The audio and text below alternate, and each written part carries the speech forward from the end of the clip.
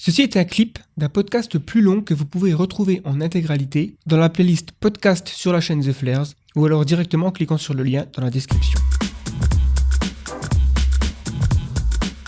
J'enchaîne alors justement ton opinion sur l'allongement de la durée de vie, quels sont tes arguments en faveur ou alors peut-être que t'es pas si en faveur que ça, je sais pas, j'imagine que Ouais, quand même je vais te répondre en revenant sur tous les arguments que tu as donnés. Je pense que la prise de conscience qu'on a en ce moment, qui est en train de faire le switch, c'est aussi simplement la recherche qui a avancé et qui a découvert des nouvelles choses qu'on ne connaissait pas avant. Notamment, aujourd'hui, on parle beaucoup des 9 marqueurs du vieillissement.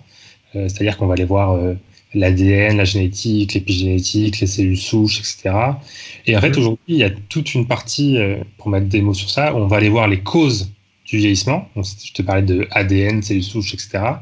Plutôt que d'aller traiter les conséquences, c'est-à-dire aller traiter le cancer, la perte de la vision, la perte de tes fonctions cognitives, etc. quoi. Donc voilà, aller voir les causes plutôt que les conséquences, c'est vraiment... alors nous, c'est ce qu'on défend à l'Association française transhumaniste. Et c'est vraiment ce qu'on essaye de porter et ce qui est en train de se passer dans certains instituts, qui fait qu'en effet, il y a cette prise de conscience que, en effet, quand tu rentres dans un EHPAD, alors EHPAD, voilà, ces maisons pour personnes handicapées, personnes âgées, pardon, j'allais faire un mauvais lapsus, c'est tout sauf marrant. Hein. Je ne sais pas s'il y a des gens qui sont déjà rentrés dans des EHPAD, mais c'est tout sauf souhaitable. J'en suis persuadé que quand je vois j'ai vraiment une sorte presque de pitié, tu vois. Je veux pas être condescendant, mais quand tu vois c'est l'état entre guillemets de ces personnes, que ça soit mental ou cognitif, moi j'ai vraiment presque la larme à l'œil, tu vois. Je me dis voilà, là on est vraiment sur quelque chose qui apporterait vraiment beaucoup de bien à ces personnes que de les aider, que de faire en sorte qu'elles ne souffrent plus, que voilà, que je parlais tout à l'heure de construire les nouveaux iPhones ou quoi. C'est vraiment juste une question de priorité, presque de bon sens. Mais bon, après, mettre la priorité sur voilà, cette recherche-là, c'est aussi quelque chose de spécial hein, pour la civilisation qui n'est pas habituée encore, en effet, comme tu disais. Hein. Peut-être qu'on est juste trop tôt et que demain, ça sera juste banal, tout comme un moment Internet ou le téléphone, ça a été vu comme quelque chose de dangereux ou de très bizarre et qui est devenu aujourd'hui banal. Mais en tout cas, bien sûr que je suis pour la longévité. Alors moi, ce qui m'intéresse pas, c'est pas les questions d'immortalité, c'est pas l'espérance de vie absolue, c'est vraiment l'espérance de vie en bonne santé. C'est-à-dire que ce qui m'intéresse, moi, c'est que même si je continue à vivre 90 ans, j'ai pas envie que à partir de 40 ans, tu vois, je me dis ah mais là je suis trop vieux pour apprendre ça, je suis trop vieux pour apprendre une nouvelle langue, je suis trop vieux pour faire du piano, je tiens plus les soirées. Enfin, c'est des phrases qu'ont mes parents ou les parents de pratiquement tout le monde, qui sont aujourd'hui hyper banales parce que ça nous paraît logique de vieillir. Mais moi je me dis mais je trouve ça hyper décevant, tu vois. Je me dis pourquoi, une fois que tu as atteint pratiquement le sommet de ta carrière, souvent vers 40-50 ans, c'est pile le moment où tes fonctions elles se dégradent et tu peux plus agir pareil, tu peux plus être physiquement pareil. Ça m'embête beaucoup, personnellement. Et c'est ce qui me motive voilà, à être aussi transhumaniste et à soutenir la longévité et les recherches qui se font autour. De toute façon, l'être humain, depuis le début de notre histoire, ça a été une question toujours de se dire ce que la nature apporte. Ok, il y a des choses bien, mais il y a des choses pas bien, et les choses pas bien, je vais essayer de les diminuer, voire les supprimer, et c'est ce qu'on a fait. En fait, depuis le moment où on a inventé l'agriculture, depuis le moment où on a domestiqué le feu, voilà, inventé des outils. On est une espèce qui a cette fonction-là presque inscrite dans nos gènes. Je sais pas si voilà, il y a vraiment une recherche de. Bon, c'est l'intelligence qui est derrière aussi qui, je pense, fait qu'on se pose ces questions-là et on se dit tiens, s'il fait froid, ben, on pourrait tout simplement se dire ok, il fait froid, ben tant pis, c'est comme ça. Voilà, je suis un être tout nu, j'ai plus de poils, ben tant pis, je vais mourir de froid. Alors qu'il y en a, ils se sont dit ah ben non, en fait, on pourrait peut-être mettre des habits. Et du coup, on est sur la même logique, je dirais, avec le vieillissement, c'est-à-dire que ok, c'est naturel. On a vécu avec le vieillissement depuis le début de notre espèce, ça fait des millions, des centaines de. C'est une sorte d'épine dans le pied, et on se dit bah tiens, si on se penche, on pourra peut-être l'enlever cette épine. Et à un moment donné, peut-être dans un futur, voilà, lointain ou pas, je ne pense pas que nos descendants se diront tiens, en fait, ça serait bien qu'on revienne à l'ancienne mode de vieillir, comme ils faisaient dans le temps, les gens, tu vois. Forcément, si par exemple des gens qui habitent sur une planète, ils ne connaissent pas le vieillissement, voire la mort, ils vont pas tout simplement se dire un jour, tiens, j'ai une idée, et si on commençait à mourir, quoi.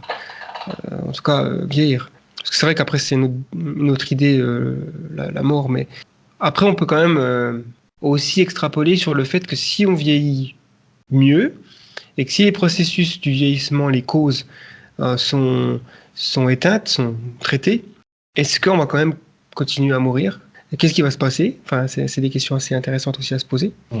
Je sais pas ce que tu en penses sur cette question de enfin, je pense qu'il n'y a pas de bonne réponse à cette question, mais si on vit en bonne santé 80 années, pourquoi ne pas vivre en bonne santé 120 ans?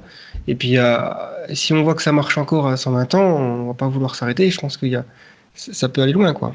Ouais, ça peut aller loin. Et en fait, parce qu'aujourd'hui, certes, on a ces 9 marqueurs, on sait quelles sont les causes du vieillissement, on commence à entrevoir comment les traiter.